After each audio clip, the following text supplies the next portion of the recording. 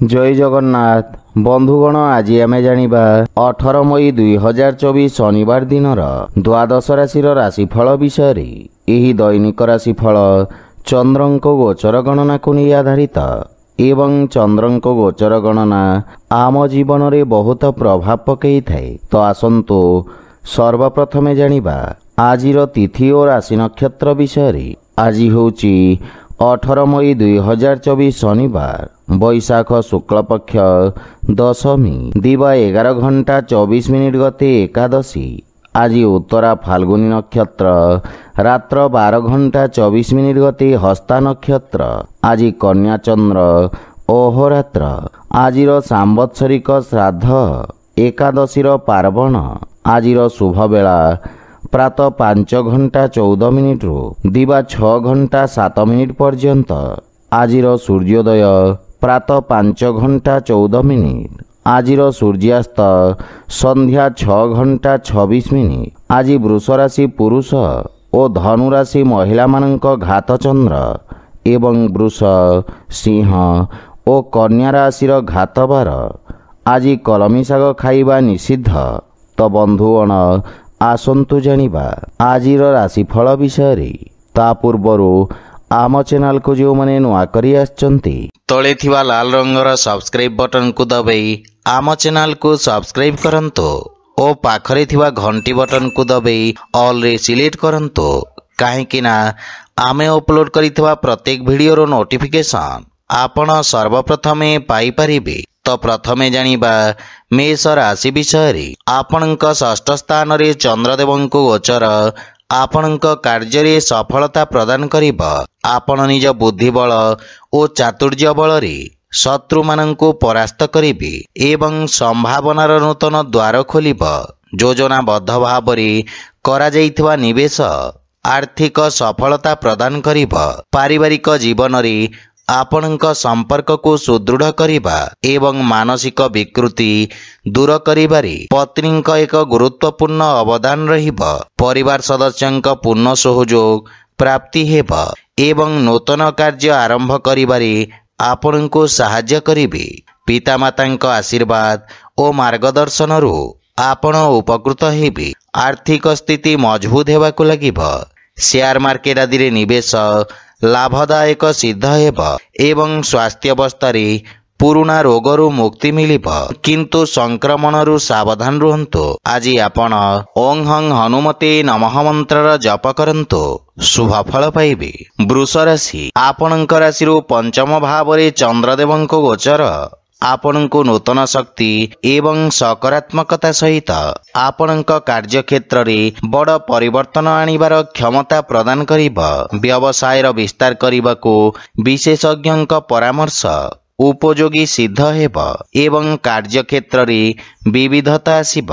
विद्यार्थी छात्र छात्री माने गुरुजनक समर्थन पाइबे। पारिवारिक जीवन रे संतान पक्षरु आकस्मिक सुखद समाचार प्राप्ति हेब एवं संतान आपणक आज्ञार पालन करिबे। व्यवसाय रे सान किंबा परिवार सदस्यंक परामर्श अनुसरण करी लाभ एवं विस्तार हेब। आपण संतानंक योजना गुडी करी पूर्ण समर्थन और सहयोग प्रदान करिबे। आर्थिक स्थिति उत्तम अनुकूल रहिछि। वाणिज्य व्यवसाय क्षेत्र रे आंशिक लाभर संभावना रहिछि एवं स्वास्थ्य अवस्था रे उच्च रक्तचाप किंबा मधुमेह रे पीड़ित रोगी आराम पाइबे। आज आपण गोमातांको खाइबाकू दियंतु शुभ फल पाइबे। मिथुन राशि आपणक चतुर्थ भाव रे चंद्रदेवंक गोचर आपणक सुख साधन रे ह्रास करिब। किछि अनावश्यक समस्या श्रुतः भाव रे उपजि पारे। कार्य क्षेत्र रे केही निज लोक आपणक विरुद्ध रे षडयंत्र करि पारंती। सेथिपई विशेष सावधान रहंतु अन्यथा क्षतिर संभावना रहिछि। छात्र छात्री मानक पई एही समय सामान्य संघर्षपूर्ण रहिब एवं सफलता पाइबा पई छात्र छात्री मानंकु अधिक परिश्रम करबाकू पड़िब। पारिवारिक जीवन रे किछि गृह उपकरण खराब हेबा कारणरु गृहर सुख सुविधा रे किछि व्याघात होई पारे। आपणक जीवन सामान्य चापग्रस्त रहिब किंतु वैवाहिक दाम्पत्य जीवन रे परस्पर मध्य रे उत्तम बुझाबणा रहिब। किंतु छोट छोट कथा प्रति ध्यान दियंतु नहीं, अन्यथा परिवार रे वाद विवाद उत्पन्न होई पारे। आर्थिक स्थिति क्षेत्र रे आर्थिक क्षतिर संभावना रही। सेथिपई असुरक्षित निवेशरू आपण दूरे रुहंतु एवं आर्थिक देवानेबारू दूरे रुहंतु। किछि स्वास्थ्यगत परिवर्तनर मध्य संभावना रही। सेथिपई स्वास्थ्यावस्थार विषय ध्यान रखंतु। आज आपण हनुमान चालीसार पाठ करंतु, शुभ फल पाइबे। कर्कट राशि, आपणक तृतीय भाव रे चंद्रदेव गोचर कारणरू आपणक पराक्रम रे वृद्धि घटिब। आपण निज व्यवसाय क्षेत्र रे ध्यान दे भविष्यतर आह्वान गुडी को पूरण करिवा पई रणनीति उपरे ध्यान देबे। बंधु मित्र तथा योग्य व्यक्तिंक परामर्श सहायक सिद्ध हेब। धार्मिक आध्यात्मिक कार्य प्रति आपणक रुचि बढ़िब। पारिवारिक जीवन रे जीवन साथींक सहित किछि मनमालिन्यर स्थिति रहिब, किंतु पितांक सहयोगरू आपण कार्यक्षेत्र रे सफलता पाइबे एवं तांक मार्गदर्शन और समर्थन द्वारा आपण उपकृत हेबे। माता तथा जीवन साथींक मध्यरे किछि विवादर संभावना रही, जहा पारिवारिक कंदल सृष्टि करि पारे। आर्थिक स्थिति क्षेत्र रे आंशिक धन लाभ बा संपत्तिरु लाभवान हेबे। स्वास्थ्यावस्था उत्तम अनुकूल रही एवं आपण रोगरु मुक्ति पाइबे। आज आपण सूर्यदेव को जल अर्पण करंतु, शुभ फल पाइबे। सिंह राशि, आपणक द्वितीय भाव रे चंद्रदेव को गोचर कारणरू आपणक स्थिति अत्यंत उत्तम रहिब। आपणक सामाजिक मान सम्मान वृद्धि पाइब। समस्त कार्य आपण आशातीत सफलता पाई परिबे। जदि कोनोसी आईनगत विवाद थाए ताहेले परिस्थिति आपणक पई अनुकूल रहिब एवं आपणको निज उद्यमर सकारात्मक परिणाम प्राप्ति हेब। पारिवारिक जीवन रे परिवारर संपूर्ण समर्थन लागि रहिब। आपणक व्यवहार कुशलता एवं कठिन परिश्रम कार्य रे सहायक हेब एवं आपण भाई भौणी पूर्ण समर्थन पाइबे। प्रेम जीवन रे सतेजता अनुभव करिबे। आर्थिक स्थिति स्थिर रही एवं खर्च रे मध्य नियंत्रण लागि रहिब। वाणिज्य व्यवसाय क्षेत्र रे आपण लाभवान हेबे। स्वास्थ्यावस्था उत्तम अनुकूल रही, किंतु पितांक स्वास्थ्यावस्थार संपूर्ण जत्र नियंतु।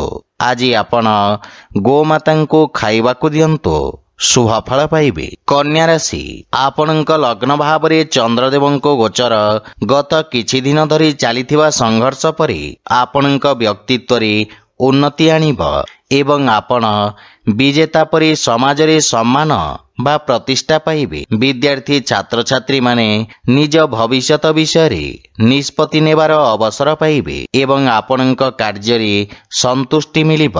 पारिवारिक जीवन रे परिवार एवं भाई भौणी संपूर्ण समर्थन आपणक उपरे लागि रहिब। विशेष करी परिवारर वरिष्ठ सदस्यंक मार्गदर्शन आपणक समस्त कार्य सुरुखुरुरे संपन्न हेब। जीवन साथींक सहित उत्तम समय अतिबाहित करिबे एवं विदेशरू सुखद समाचार प्राप्ति हेबार जोग रहिछि।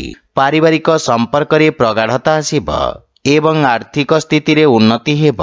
नूतन आयर उत्स उत्पन्न हेब, किंतु स्वास्थ्यावस्था सामान्य रहिब एवं आपण मानसिक चापरू मुक्ति पाइबे। आज आपण असहाय लोकंको साहाय्य करंतु, शुभ फल पाइबे। तुला राशि, आपणक राशि स्थानरू द्वादश भाव रे चंद्रदेव को गोचर आपणक अनावश्यक खर्च रे वृद्धि करिब।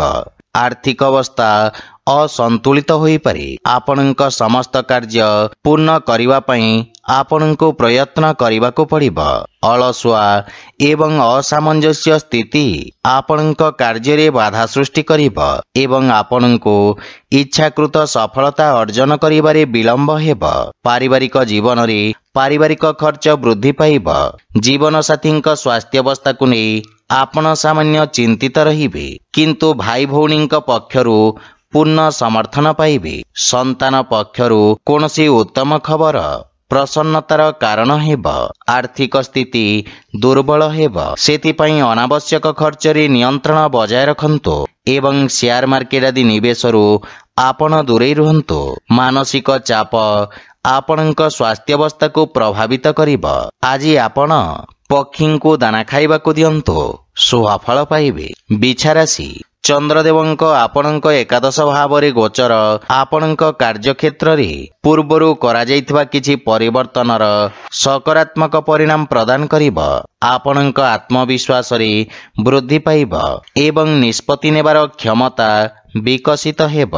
आपणक सामाजिक सर्कल तथा क्षेत्रर विकास हेब एवं पारिवारिक जीवन रे परिवारर कोनोसी सुखद समाचार प्राप्ति हेबारु मन प्रसन्न रहिब एवं आपण पारिवारिक सुख साधन रे खर्च करिवे। पितांक सहयोग एवं मार्गदर्शन रु आपण लाभान्वित हेबे। जीवन साथींक सहित संपर्क सुदृढ़ हेब।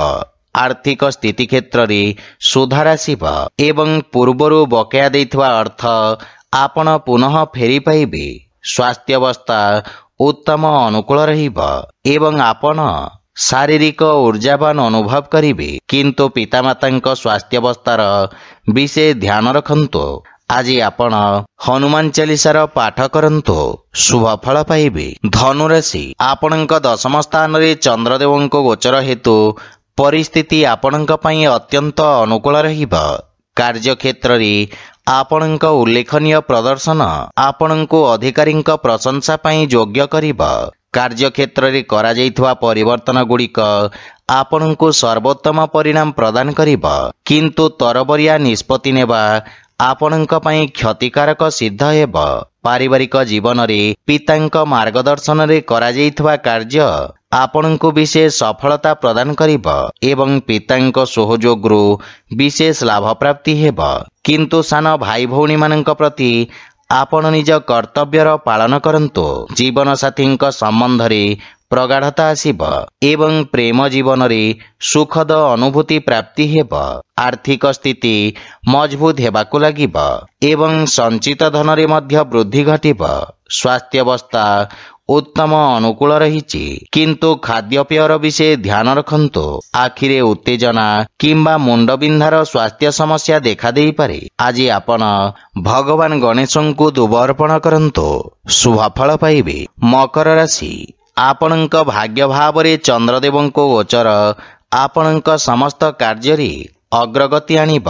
अनेक समस्या स्वयंचालित भाव रे दूर होई जिव एवं आपण कार्यक्षेत्र एवं पारिवारिक जीवन रे आपणकर समस्त दायित्व उत्तम भाव रे निर्वाहन करिवे एवं आध्यात्मिक संतुष्टि प्राप्ति हेब। विद्यार्थी छात्र छात्री माने निज लक्ष्य हासिल करिवे, किंतु भविष्यत को नै किछि चिंता आपणक पई चापग्रस्त होई पारे। पारिवारिक जीवन रे जीवन साथींक ठारू अधिक उपेक्षा आपणको चिंतित करिब एवं भाई भौणींक सहयोग रु एक उज्जवल भविष्यतर द्वार खोलिब। किंतु पितामातांक स्वास्थ्य प्रति विशेष ध्यान रखंतु। आर्थिक स्थिति सामान्य रहिछि, किंतु आशातीत लाभ प्राप्ति हेब एवं आकस्मिक धनलाभर जोग रहिछि। जे कोनोसी निवेश पूर्वरु पितामातांक परामर्श अवश्य नियंतु। स्वास्थ्यावस्था उत्तम हेबाकू लागिब एवं पूर्वरु थिबा स्वास्थ्य समस्यारु आपण मुक्ति पाइबे। आज आपण बजरंग बाण पाठ करंतु, शुभफल पाइबे। कुंभ राशि आपणक अष्टम भाव रे चंद्रदेवंको गोचर आपणक मानसिक शांति को विचलित करिब। सेथिपई समस्या गुड़ी को निज उपरे प्रभावी हेबाकू दियंतु नहीं। आपणक दूरदृष्टि एवं सहानुभूतिपूर्ण व्यवहार द्वारा आपण समस्त समस्या को दृढ़ता सहित सम्मुखीन करिवे एवं आपणक सामाजिक लक्ष्य हासिल करिवे। कार्यक्षेत्र रे सहकर्मींक सहित मतभेदर स्थिति रहिब। पारिवारिक जीवन रे आपण पूर्ण साहस सहित वैवाहिक जीवन रे आसुथिबा समस्यार सामना करिवे। जीवन साथींक व्यवहार आपणको मानसिक स्तर रे जंत्रणा देई पारे। भाई भौणींक पई मध्य समय अनुकूल नुहे एवं आर्थिक स्थिति क्षेत्र रे आर्थिक लाभ प्राप्ति हेब, किंतु खर्चर अधिकता आपणको चिंतारे पकाई पारे। दीर्घकालीन निवेश पई समय अनुकूल रहिछि। स्वास्थ्यावस्था उत्तम अनुकूल रहिब, किंतु भाइराल रोगरु सावधान रहंतु। ଆଜି ଆପଣ ହନୁମାନ ଚାଳିଶାର ପାଠ କରନ୍ତୁ, ଶୁଭ ଫଳ ପାଇବେ। ମୀନ ରାଶି, ଆପଣଙ୍କ ରାଶି ସ୍ଥାନରୁ ସପ୍ତମ ଭାବରେ ଚନ୍ଦ୍ରଦେବଙ୍କ ଗୋଚର ଆପଣଙ୍କ କାର୍ଯ୍ୟକ୍ଷେତ୍ରରେ ସଫଳତା ପ୍ରଦାନ କରିବ।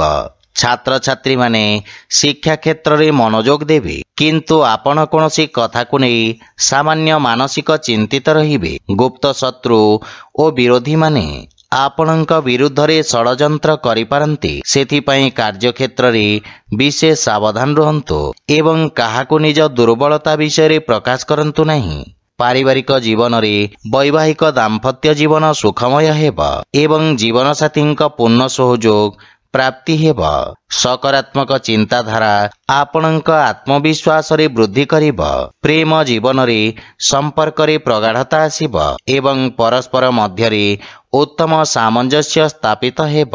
ଆର୍ଥିକ ସ୍ଥିତି ମଧ୍ୟମ ଧରଣର ରହିବ, କିନ୍ତୁ ଅନାବଶ୍ୟକ ଖର୍ଚ୍ଚରେ ବିଶେଷ ନିୟନ୍ତ୍ରଣ ରଖିବା ଉଚିତ, ଅନ୍ୟଥା ଆପଣଙ୍କ ଆର୍ଥିକ ସ୍ଥିତି ଦୁର୍ବଳ ରହିବ। ସ୍ୱାସ୍ଥ୍ୟାବସ୍ଥା ଉତ୍ତମ ଅନୁକୂଳ ରହିଛି। ଆଜି ଆପଣ ଗରିବ ଲୋକଙ୍କୁ ଭୋଜନ ଦାନ କରନ୍ତୁ, ଶୁଭ ଫଳ ପାଇବେ। ତ ବନ୍ଧୁଗଣ, ଏହା ଥିଲା ଆଜିର ରାଶିଫଳ ବିଷୟରେ। ଯଦି ଭିଡ଼ିଓଟି ଆପଣମାନଙ୍କୁ ଭଲ ଲାଗିଥାଏ, ଲାଇକ୍, ସେୟାର ଓ କମେଣ୍ଟ କରି ଜଣାନ୍ତୁ ଏବଂ ଆମ ଚ୍ୟାନେଲକୁ ସବସ୍କ୍ରାଇବ୍ କରନ୍ତୁ। ଜୟ ଜଗନ୍ନାଥ।